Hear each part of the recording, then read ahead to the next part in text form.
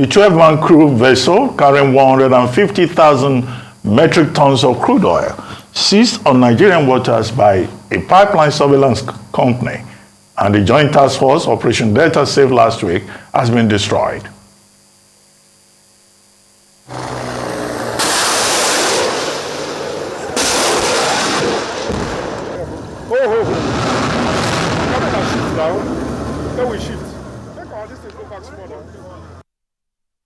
The whole idea of destroying the vessel is to send a strong message to all would-be investors in illegality in Nigerian waters that this is what they are going to face if they so wish to tow this type of business. I can confirm that the Ali Riza has been rendered useless. Further actions will render it completely unusable. The essence of this is to send a strong message to both locals and internationals that where you partner to work against Nigeria, this is the fate your assets will meet, and also the government is not going to take it lightly with you. So you can see how serious we are. The partnership we have is not just about us, Tantita Security Services Nigeria Limited. It's about empowerment from the federal government as much as the NNPC Limited and then the Nigerian security forces. And more so, would also like to give credit to the new administration that has continued from where the previous administration stopped to fight this scourge that has been draining us of our God-given wealth. Also, the commander, Joint Task Force Operation Delta Safe, Rear Admiral Olusegun Ferreira, describes the development as a demonstration of the Chief of Defense Staff's renewed mandate to end oil theft and illegal activities in the Niger Delta region of Nigeria. Arise correspondent Uvieteme George reports. The rogue vessel MT Tura 2, we are told, was initially called MT Ali Riza Bay, but has undergone a name change after escaping from law enforcement agencies in the past. Somehow, luck ran out of the vessel and crew when it was arrested off the coast of Escravos River on Friday, the 7th of June, and brought to the waters of Oporoza in Baramatu Kingdom, Warri Southwest Council area of Delta State. The commander, Joint Task Force Operation Delta Safe, Rear Admiral Olusegun Ferreira, is pleased with the arrest. On Friday, largely based on credible intelligence, that this vessel MT Tura 2 was involved in theft of crude oil from an abandoned wellhead off the coast of Escravos, and the vessel was promptly arrested and brought to this location for all to see. I have here with me representatives from the Nigerian National Petroleum Company Limited, representatives of the pipeline security companies known as Tantita. I have my officers here from OPDS and other agencies. All of these eventually portray the synergy in our operations, which has been the directives from higher authority. When a vessel involved in this sort of crime is arrested, the suspects are taken into custody, investigations are ongoing, the product on board is taken for test by NNPC or DPR, and thereafter, once the investigation is concluded, the next appropriate actions are taken. They could be prosecuted in court, and of course, the vessel will be handled in accordance with extant directives.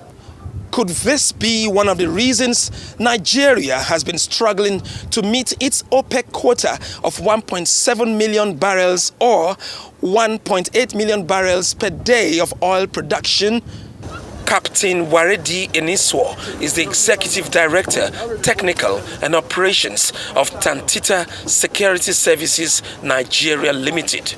Since 2013 or so, that was when it first came into light. It's operated by a company called Holab Maritime Services, and it was brought into Nigerian waters as Ali Riza Bay, registered in Togo. At some point it was apprehended, and somehow, somewhere, it became mysterious. Somehow, we don't know how it got out. But anyway, the moment it got out, it has changed its name to Tura 2. But it changed its name in a very, very criminal manner, in the sense that it did not approach any official authority or government authority to change its name. It just got a bunch of intelligent guys that manipulated and changed its name in various international electronic platforms as Tura 2. From then, it started operating illegally in several waters, right from Cameroon to Ghana, but mainly loading in Nigeria for even STS operations to ships that are foreign. The partners of the companies are both local and international, and it's a very good thing that NNPC made a decision that they're not going to tolerate this type of acts in our waters. And as you can see, our own job is provision of intelligence, both electronic and human, to the government security agencies, and whom have done very, very well to bring this ship to book after nearly 1 decade. At the moment, it's got about 150,000 tons, and as usual, the vessel is likely going to be destroyed. The JTF hopes to conclude investigations soon, but many would like to know what will happen to a vessel with a penchant for changing names whenever it's caught by security agencies. Ofieteme George, Arise News. Joining us now on this morning show to discuss oil theft in Nigeria and what the Nigerian government must continue to do to end it is His Royal Majesty King Bubaraye Dakolo, Chairman, Bayelsa Traditional Rulers Council and author of the book, The Riddle of the Oil Thief. Good morning, Your Majesty, and thank you very much for joining us on the morning show. Thank you so much. Well, Your Majesty, this is the second time we're having this rather dramatic event of the Nigerian Navy saying they intercepted a vessel off the coast of Nigeria. The other time, in November 2022, it was a vessel called Heroic Idun. And then this time around, we have this case of Escravos. Now, when these vessels are being loaded, as someone who has researched the subject and written on it, where are our security agencies and all these government agencies who are talking about synergy, deployment of technology? Why is it that they don't know when vessels are being loaded until they are off the coast of Nigeria? And then why destroy the evidence? They destroyed the vessel the last time in November 2022. They've done exactly the same thing this time around. And yet they are talking about prosecution.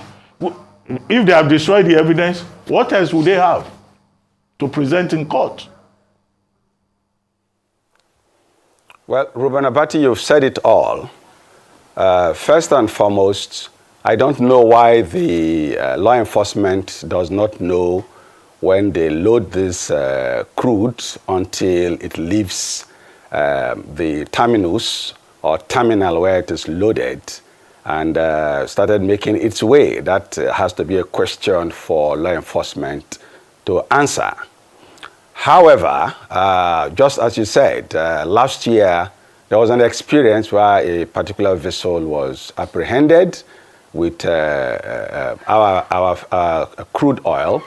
And then, of course, a few days ago, another one, the MT Tura 2, with 150,000 metric tons. To put it clearly, that is about 1,600,000 barrels. And that amounts to well over $100 million, which runs into billions of naira. That is the amount or the value of what was inside there. That is also approximately what Nigeria produces in a day. Okay, about 1.8 million barrels. So that's about what Nigeria produces in a day. It takes a while to load the whole of that volume. And so definitely it must have been loaded somewhere that is an authorized loading bay. And so the authorities of NNPC were supposed to know, and I think they know. And then, of course, usually in all of those places, there are law enforcement, at the terminus or the terminals. So definitely all of these agencies knew that this was taking place. However, let's give benefit of doubt to the establishment that arrested it, and then to the JTF that has also arrested the people. But setting that particular vehicle or vessel ablaze is completely out of 2023.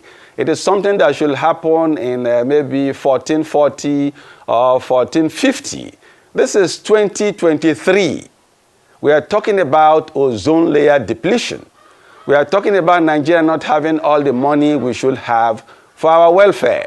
And then you burn off billions of naira, multi-millions of dollars worth of crude, and then in the process poison us. It's completely unacceptable. It is something that has to stop. The federal government, the presidency has to issue a quick order that they should stop burning or wasting our resources in that manner. And in the process, for those of us in the Niger Delta, as you burn it, you are polluting us, you are destroying us, you are killing us, you are destroying the entire environment. What is the difference between any other vandal and then the authorized vandals in this particular case? Because setting that quantity of crude oil ablaze was as good as asphyxiating the entire Niger Delta. And you may not believe it, but several persons are going to die out of asthma and such diseases in the next couple of days. That is a fact about it. And then, of course, if you want to properly prosecute, there's no excuse to say they changed name somewhere and then they changed name somewhere and so on and so forth. If you know they changed name and you have grabbed the evidence, it is for you to follow international standard manner of investigating and prosecuting. Going in this crude manner of setting the vehicle ablaze is not good enough. Of course, the vehicle is going to eventually sink and be in that waterway and constitute nuisance to fishermen. Of course, the fishermen have to be Niger Delta fishermen. And also constitute nuisance to fishermen, constitute nuisance to those who use the waterways forever. So I think that was not necessary.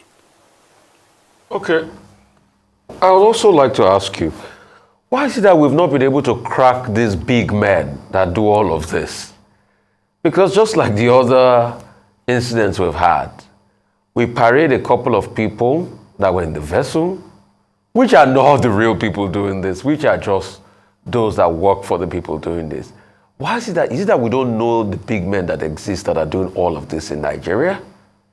Is it that we don't know the local partners to the other foreigners? Is it that we don't have adequate facts on them? When are we going to take one big man in this country perpetrating this, not all these workers? Well, I can tell you for free that vehicle was burnt because it was cheaper to burn it than to rein in the oil thief that is behind it all. Usually what Nigeria has done in the last several decades is to parade a young, helpless, improperly educated, jobless youth from the Niger Delta as the typical thief. But I argue that such a person shouldn't be called a thief. He should be rehabilitated. He belongs to a place where you have to educate him, reorientate him, and make him a patriotic Nigerian. He is a victim of oil thieves.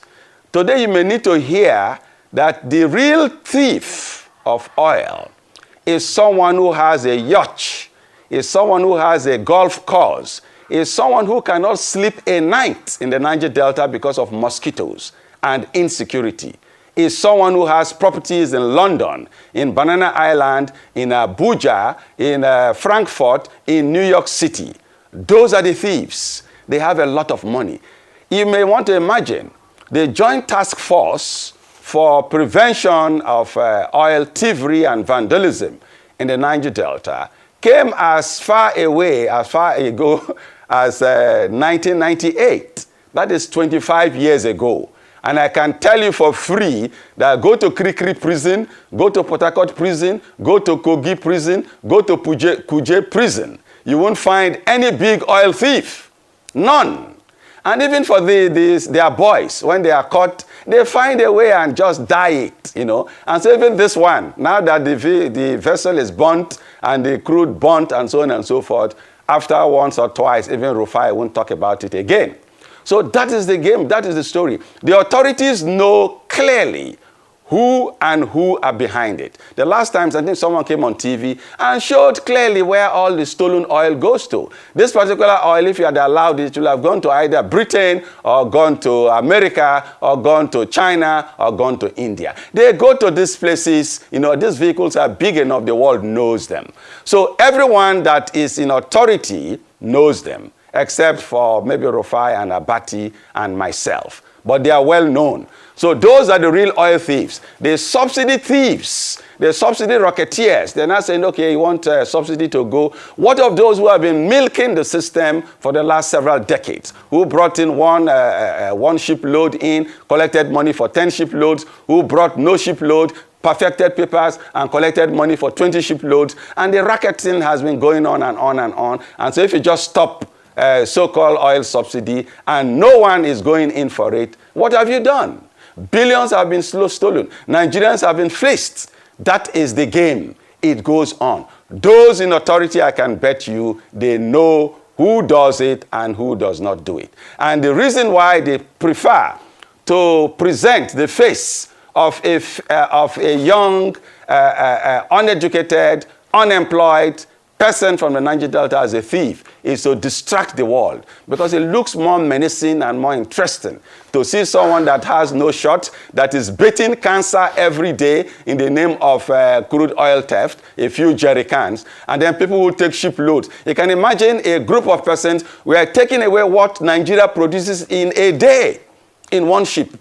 And the Nigerian authorities want to pretend that they don't know who are doing it. They don't know the terminal where it was loaded. Don't tell me that again. I don't want to hear that. Of course, you may also need to go and read the book, The Riddle of the Oil Thief. The whole story is there. It's a riddle. It's a game where you distract the entire world to believing that someone else is the one that is stealing the oil when the main man is feeding fat and walking about free. In which country, in which home, will someone set his village, his house ablaze because there is a rat inside? Will set his house ablaze because a snake has entered inside? It's never done. Why should that vessel be set ablaze? Well, the reason is obvious, so that they don't get to the big men who are behind oil theft in Nigeria. This is a good example to tell the entire country that the oil thieves are big men, big enough. International governments of foreign countries are involved, NNPC is involved, and many more are involved. And you know them all as well. You don't need to get it out of my mouth, but these are the facts about it. Well, Your Majesty, well, will your reaction be different? Because Yes, you please. calculated the cost of the crude oil in the vessel. Will your reaction be different if before destroying the vessel, you know, the crude oil was evacuated by the Nigerian authorities? And because you raised concern about asthma and pollution. That just clarification. But then Yeah, so the that question will have I been- wanted to that- ask you is about this redo of the oil thief. What's your assessment of the Yes. role of these private contractors in helping to resolve that redo? Because now we have private contractors who are monitoring the waters, and you know, in this particular case, Tantiana, you know, is claiming the credit for helping the Nigerian government to intercept this particular vessel stealing crude oil. What do you think of the role of those, you know, non-state actors helping to monitor? You think they can resolve the redo? Well, for me, it underscores how low the Nigerian state has descended, where it seems to have lost faith in our law enforcement to the level where you want private, perhaps not so well-trained hands to help you do the job. It is so because, first and foremost, our economy is in tatters. Economy is in tatters. There is no job for people normally, and so everyone wants to look at, you know, how to make a living out of everything. And so, well, you want to engage people in that manner. If first and foremost, if the government of Nigeria were able to get the economy of Nigeria working to the point where it was $1 to a naira, I can tell you that people will not want to go and vandalize oil facilities or oil installations. So I think that we should work towards that. If the Nigerian economy becomes robust, I can tell you that most persons will not want to get interested in what they are being contracted to do today. What the Nigerian state ought to do is to equip the Navy, give them more funds, equip law enforcement, give them more funds and more training to be professional. Bringing in hands hands that are not as trained, so to speak, to come and do a job meant for the Navy, for instance, is an insult to the Nigerian state and an insult to the Navy. I think that Nigerian state will benefit more if they pump in some more resources to the Navy and give them the marching order that if we hear this, we see this, this will be the action or the reaction. And I think that they can do that so very well. So that is the way to go. Right now, what you are seeing is an aberration that shouldn't be seen, shouldn't be told. They should actually have been faceless. The best they should have done would have been to give intelligence, so to speak, to the official law enforcement group, in this particular case, perhaps the Navy or the Joint Task Force, for instance. That is the way to go. But unfortunately, we came down the spiral to that point because the economy has actually been nosediving. I hope that this new administration will be able to take back the naira to be equivalent to the dollar so that young men and women of Nigeria will have hope and do other things instead of getting involved in things that ordinarily they shouldn't get involved in. You asked if I will have thought differently if the crude oil in the vehicle, in the vessel, was first evacuated. Yes, that will have been the first thing to do. The wise thing to do will have been to remove the crude oil first and foremost. But why should you even set the vessel ablaze? Have you taken those persons to a competent court of law somewhere and they've been found guilty? Okay? And then the court has ordered that the vehicle be destroyed? What you have done is like putting tires around the neck of a young woman or a young man who took some bread somewhere or whatever, and the accuser of stealing, and you put tires around the person's neck and set the person ablaze. This is what they call jungle justice before the entire world. This is where we were about 100 years ago. Unfortunately, it is seeming like that is where we have gotten back to today. So I do not subscribe to jungle justice, taking laws into anybody's hands because you are given the authority to contain oil theft. This is not, in my mind, this is not the way to contain oil theft. Oil thievery is perpetrated by institutions that are well known in this country, groups that are well known in this country, to big, rich, robust institutions and human beings, and then with international collaboration. Ask me, do you think any Niger Delta youth, for instance, will have access to MT Turatu or MT Vanessa of some years ago or the African Prize of some years ago? Dugout canoes and small distance here and there, how much can they collect? But unfortunately, I believe even you think that those boys are the thieves. They are just a mere distraction arranged by the real oil thieves whose skin shine of Vaseline, shine and looking so nice, whose voices sound so well, and then of course, who will hardly want to sleep in the Niger Delta overnight. And I tell you today for free that anybody that is able to sleep in the Niger Delta overnight should not be called an oil thief. He cannot be an oil thief. He could just be a victim of oil thievery, Mr. Abati.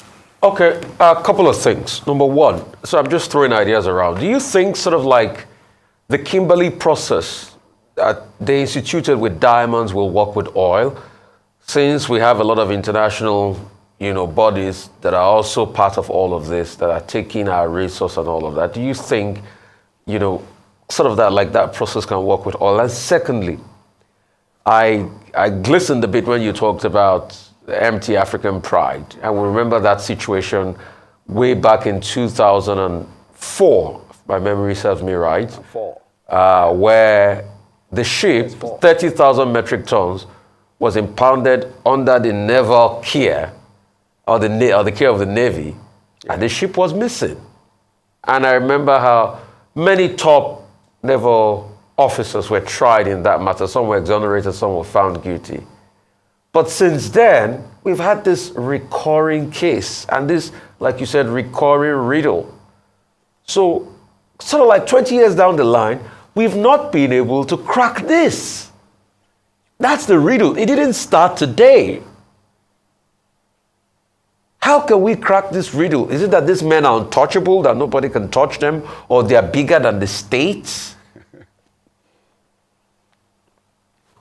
Okay, the first thing to do is, I think that you may need to get a copy of The Riddle of the Oil Thief, and you read it from cover to cover. You get the entire prescription, because I can't say all of it just here.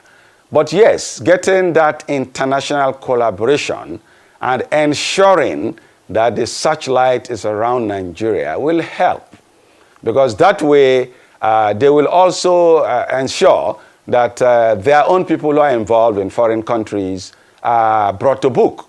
If you remember the Halliburton scandal, in spite of all the long list of people that were involved, 88 Nigerians, including damaging directors of NNPC, and those who have served this country as secretary to the federal government, as heads of government, and so on and so forth, as former governors, and so on and so forth. Name them. 88 of them. I have the long list. Not one of them went to jail. Okay? Not one of them went to jail. But back there in the U.S., almost all those who were involved, who were indicted, went to jail. As a matter of fact, they were made, the Halliburton itself was made to pay some billions of dollars. And some of those dollars were brought to Nigeria as compensation for our agony. And do you know what happened? 4 SANs stole that money again, and they didn't go to jail. So that is the story. The story here is that the authorities of Nigeria at different levels know the thieves. Know the thieves. Some of them are part of the thieves. And that is why no one wants to bring them to book. And that is why they are not in jail. If Nigeria is serious today, I can tell you that oil thievery could stop within 2 weeks. We can do it if the Nigerian state is ready. Because, you see, at some level, just check the way it is done. Let's look at the MT Tura 2. It went to an official loading bay somewhere and stayed there for a while. Because, you see, my primary school was State School 1, Ibulia Dikibo, okay, at Okrika. When I was going to school in those days, in the 70s, behind my school was the jetty, the NPRC jetty at Okrika. The Leme Petroleum Refinery jetty at Okrika was just by my school. And we saw the ships coming to load and leave. And of course, when they come, they stay for a while before they load to their capacity and go. It is not a 1 minute thing. It's not like one fly going to urinate somewhere. It takes a while. And those places are manned by law enforcement. From EFCC to DSS to Army to Navy to Air Force to everybody. To NCDC.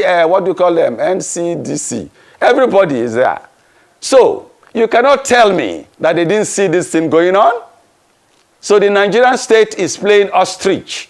They just want me to come and talk for nothing and want Air Rufai to have high blood pressure.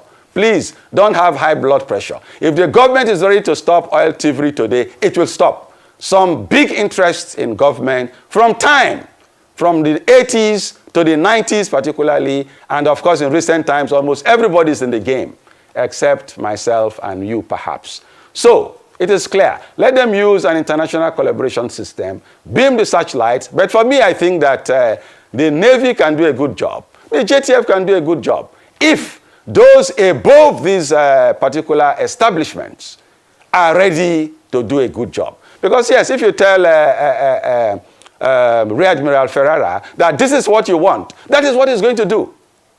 Yes, that is what he's going to do. He's so trained that if you say this is what you want, and you're above him, that is what he's going to do.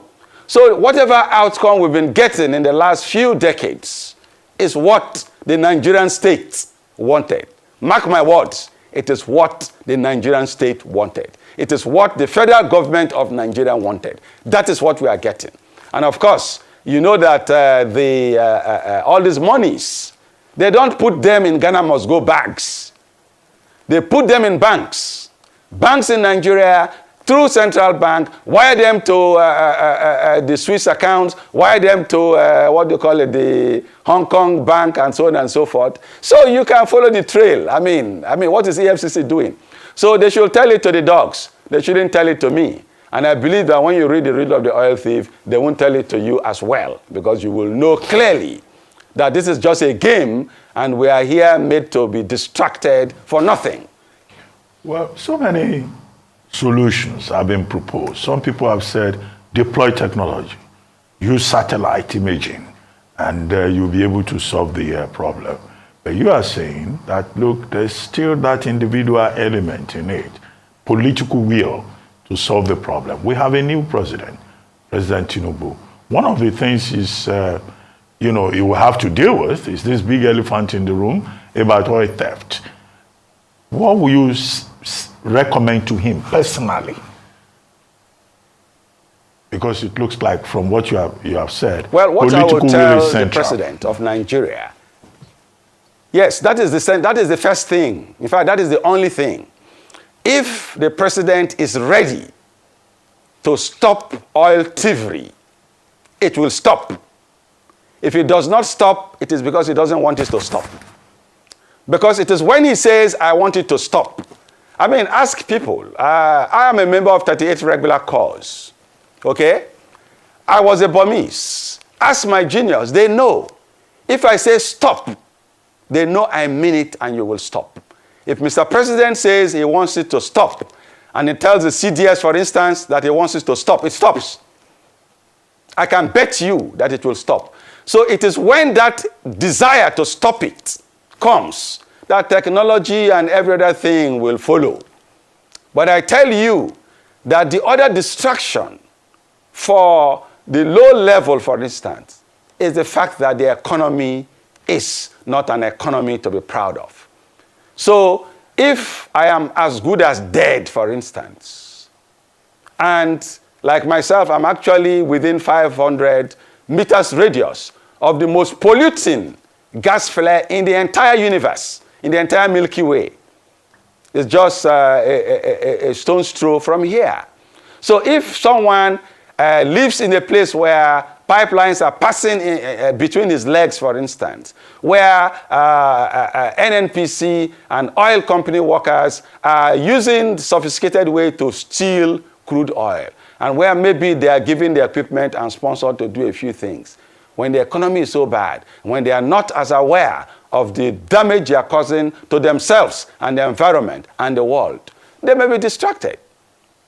So, is the president ready to fix the economy? The economy is also fixable. It's not rocket science. It is about getting our best. And you must know that Nigerians are about the best in this world.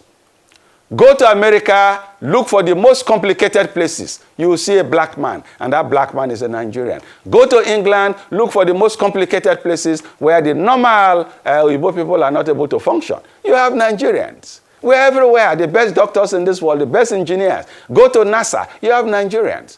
So, in terms of fixing the Nigerian economy, I think we have a Nigerian lady at WTO, top, the highest level in the world. We have the best young men and old men and middle-aged men and women of Nigerian origin who can fix this economy within a few months.